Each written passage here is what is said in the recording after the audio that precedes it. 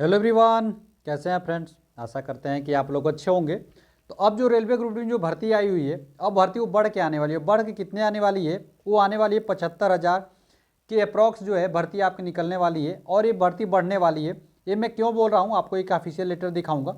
और ये जो लेटर आपको दिखाने वाला हूँ, AIRF यानी कि ऑल इंडिया रेलवे फेडरेशन का जो यूनियन होता है। देखिए, रेलवे में एक यूनियन होता है और यूनियन बहुत कुछ निर्भर करता है। कोई भी रेलवे में कुछ काम होता है तो यूनियन का सुझाव जरूरी होता है। रेलवे में कुछ चेंजेज होते हैं, रेलवे में जो वैकेंसियाँ निकलती हैं, तो AIRF यानी कि कोई भी यूनियन रहता है तो उसको सजेशन करता है। जो कि जीत कर आया होता है वही अपना निर्णय देता है। तो AIRF ने रेलवे मंत्रालय को एक लेटर लिखा है। और लेटर में क्या लिखा है और मैं क्यों बोल रहा हूँ कि आपकी वैकेंसी बढ़ के आएगी, सब कुछ हम लोग डिटेल में वीडियो में देखने वाले हैं। और 1 लाख से अधिक सीट खाली है, ये तो आपको मैं कई दिनों से बोल रहा हूँ। और रेलवे के अधिकारियों ने खुद बोला है कि 2 गुना भर्ती सीटें खाली हैं रेलवे में। तो सब कुछ हमको दिखाएंगे, बस वीडियो को शुरू से लेकर लास्ट तक देखते रहिए। एक एक चीज़ आपको लेटर में दिखा रहा हूँ। Akhil Bharatiya railway men's federation, all India railway federation के नाम से है। तो अब इसमें देखिए लेटर में क्या कही गई, ये सारी बातें देखिए। ये यूनियन की ये ऑफिशियल लेटर है और इसी पे जो चीज़ ये लोग लिखते हैं लगभग वो चीज़ें सही मानी जाती हैं। तो देखिए यहाँ पे देखेंगे साफ तौर पे क्या लिखा है गया है कि यहाँ विषय में क्या लिखा गया है। कि विषय में लिखा गया है कि नवनिर्मित रेलवे डिपो सेट्स कार्यशालाओं के संचालन और रखरखाव के साथ साथ रोलिंग स्टॉक के रखरखाव के लिए संविदा निविदा के माध्यम से प्रतिस्पर्धा के बोली के बाद रेलवे के सार्वजनिक उपकरणों को कार्य सौंपने के नीति के संबंध में, यानी कि जो प्राइवेटाइजेशन के संबंध में जो निकाला था उसी के विषय में लोग दिए थे। बाकी हम आगे आगे जाएंगे तो और आपका एक एक चीज़ क्लियर होता जाएगा। तो यहाँ पे आप लेटर अगर पढ़ना शुरू करेंगे तो यहाँ पे लिखा है कि अखिल भारतीय रेलवे कर्मचारी महासंघ आपका ध्यान 11/12/2024 को लिखे गए हमारे पत्र की ओर आकर्षित करना चाहता है, जिसमें उल्लेख ऊपर किया गया, जिसमें हमने रेलवे बोर्ड के संदर्भ में दिए गए पत्र के माध्यम से बताया गया एक तरफा और मनमाने, देख रहे हैं रेलवे जो कर रही है एक तरफा कर रही है और मनमाने नीतिगत निर्णय के बारे में अपनी गंभीर चिंता व्यक्त की थी। यदि ऐसे निर्देशों को लागू किया जाता है तो इससे भारतीय रेलवे के परिचालन ढांचे एवं स्थापित कार्य पद्धतियों में व्यवधान उत्पन्न होने की संभावना है। यानी स्वाभाविक सी बात है, अगर सारी चीज़ अगर प्राइवेटाइजेशन करते जाएंगे तो ये सारी चीज़ें व्यवधान भी होने की समस्या है। उसके आगे ये लोग आगे क्या लिख रहे हैं कि ये निर्णय विशेष रूप से चिंताजनक है क्योंकि ये शेड डिपो कार्यशालाओं और रोलिंग स्टॉक के रखरखाव रखे हितों को सीधे प्रभावित करता है। स्थिति की गंभीरता को रखते हुए हम अपने सम्मानित कार्यालय से अनुरोध करते हैं कि जब तक सभी हितधारकों के साथ गहन समीक्षा और चर्चा नहीं की जाती है तब तक उक्त निर्देशों को स्थगित रखने की बात कही गई है। अब आगे और आगे देखेंगे तो आगे ये लोग क्या लिख बोल रहे हैं। देखिए, जो यूनियन होती है ना, एकदम रेलवे के जितने इंप्लॉय होते हैं उनके पक्ष में रहती है हमेशा। ठीक है, अब यहाँ पे देखिए, यहाँ पे क्या रखे कि यह एक सुस्थापित तथ्य है कि AIRF ने रेलवे में रिक्त पदों को शीघ्र भरने तथा योग्य पात्र रेलवे कर्मचारियों को कैरियर प्रगति के अवसर प्रदान करने के लिए LDCA GDC, आपको भी पता है LDCA GDC जो होती है वो डिपार्टमेंटल एग्जाम होता है, परीक्षाओं का नियमित आयोजन करने की लगातार वकालत की है। हालांकि ऐसे निर्देशों को जारी होना इस उद्देश्य के विपरीत प्रतीत होता है। यानी कि जो ये लोग कह रहे थे कि LDCA और GDC एग्जाम आप लगातार कराइए, लेकिन रेलवे ऐसा नहीं कर रही थी, इसीलिए कह रहे हैं कि जो हम लोग कह रहे हैं उसके क्या होता है, एकदम विपरीत प्रतीत होता है।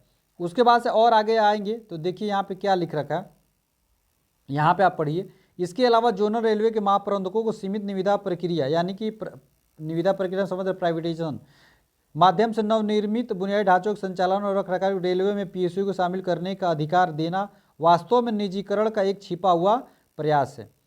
इस तरह के कदम से भारतीय रेलवे के सार्वजनिक क्षेत्र के चरित्र को कमजोर करने का खतरा है और रेलवे कर्मचारियों की नौकरी की सुरक्षा और अधिकारियों के लिए एक महत्वपूर्ण दीर्घकालिक जोखिम पैदा करता है। स्वाभाविक बात है, सब कुछ जब प्राइवेटाइजेशन हो ही जाएगा तो फिर क्या ही दिक्कतें आएंगी यार, बहुत सारी दिक्कतों का सामना कर रहे हैं। जब नौकरी ही नहीं बचेगी, सब कुछ आप प्राइवेट कर देंगे तो रेल कर्मचारियों को भी खतरा ही है। ये इंपॉर्टेंट बात यहाँ पे आपको है कि यहाँ पे देखिएगा, यह भी ध्यान देने योग्य है कि रेलवे बोर्ड ने 17 दिसंबर 2024 पत्र संख्या इतने में के माध्यम से हाल ही में केंद्रीकृत रोजगार अधिसूचना के तहत लेवल 1 पदों के लिए केवल 32,438 पदों की रिक्तियों को सूचित किया गया है। यह आंकड़ा पहले आंकी गई 75,000 रिक्तियों की आवश्यकता की बिल्कुल विपरीत है। यानी कि 75 जो आंकड़ा आंकी गई थी वो 75,000 नापी गई थी, लेकिन इस बार मात्र 32,000 ये लोग जारी किए हैं।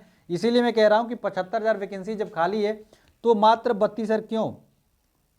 इसके बाद हम आगे पढ़ते हैं तो यहाँ पे आप देखेंगे भारतीय रेलवे द्वारा सम्मान की जा रही वास्तविक जनशक्ति कमी से मेल नहीं खाता है। मौजूदा कर्मी संगठन की परिचालन प्रदर्शन में सुधार करने की क्षमता के लिए निराशाजनक तस्वीर पेश करती है। स्वाभाविक सी बात है यार, जहाँ पे 75,000 रिक्त पद हैं वहाँ पे आप 32,000 करेंगे तो स्वाभाविक सुरक्षा के लिए खतरा तो है ही है।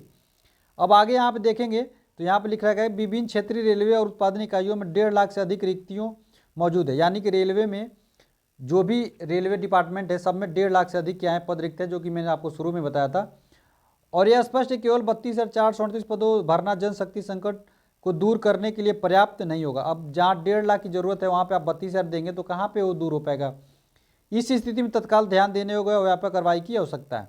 ठीक है, इन्होंने लिख दिया। अब इसके बाद से आपको एक चीज़ और दिखाते हैं। यहाँ पे आपने देख लिया कि 1.5 लाख रेल में व्यक्तियाँ खाली हैं और यहाँ पे मात्र 32,000 दे रहे हैं। एक नोटिस और आपको हमें दिखाते हैं जहाँ पर रेलवे के अधिकारियों ने खुद बोला था। लेटर को देखिए, इस लेटर में देखिए साफ तौर पे क्या लिखा गया है, आप लोग देखिए यहाँ पे साफ तौर से इसको पढ़ेंगे तो इसमें साफ तौर पर लिखा गया 1 लाख से ज़्यादा पद रिक्त हैं। रेलवे अधिकारियों को माने तो अभ्यर्थियों को 32,000 पदों पर भर्ती आने से परेशान और निराश नहीं होना चाहिए। ठीक है, क्योंकि इनको पता है कि अगर वैकेंसी कम आई है तो अब तुरंत इसको भर्ती बढ़ने ही वाली है, इसीलिए ऐसा ये अधिकारी बोल रहे हैं। इस भर्ती में पदों की संख्या बढ़ेगी, खुद बोल रहे हैं लगभग दोगुने पदों पे भर्ती की जाएगी। अब जब रेलवे के अधिकारी खुद कह रहे हैं कि हम दोगुना पदों पे भर्ती करेंगे तो स्वाभाविक सी बात है जो 32,000 आई है इसको डबल करके 64,000 कम से कम तो किया ही जाना चाहिए। 64,000 से कम तो किसी का मतलब भी नहीं है। और देखिए जब तक आप प्रोटेस्ट नहीं करेंगे और जब तक आप ट्विटर कैंपेन वगैरह प्रॉपर तरीके से नहीं करेंगे तब तक वैकेंसी लोग बढ़ाने वाले नहीं है। और देखिए अभी जब ELP की वैकेंसी आई थी उसमें मात्र 5,000 वैकेंसी निकाली गई थी, लेकिन बाद में बढ़ा के कितनी कर गई 18,000 के करीब कर दी गई। तो जो पद खाली थे तभी तो बढ़ाई गई। इसीलिए अगर आपकी वैकेंसी कम आई है तो आप लोग प्रॉपर प्रोटेस्ट वगैरह करेंगे और हम सब मिलकर करेंगे तो निश्चित तौर पर आपकी भी वैकेंसी बढ़ेगी। चलिए, छोटी सी इन्फॉर्मेशन थी, वीडियो अच्छी लगी है तो वीडियो को लाइक करिएगा और हमारा सपोर्ट करने के लिए चैनल को सब्सक्राइब कर लीजिएगा वीडियो को लाइक करने के साथ साथ, और बेल बटन को भी दबा दीजिए। व्हाट्सएप ग्रुप जो कि डिस्क्रिप्शन में उससे भी जुड़ जाए। मिलते अगले वीडियो में फ्रेंड्स, तब तक के लिए फ्रेंड्स जय हिंद।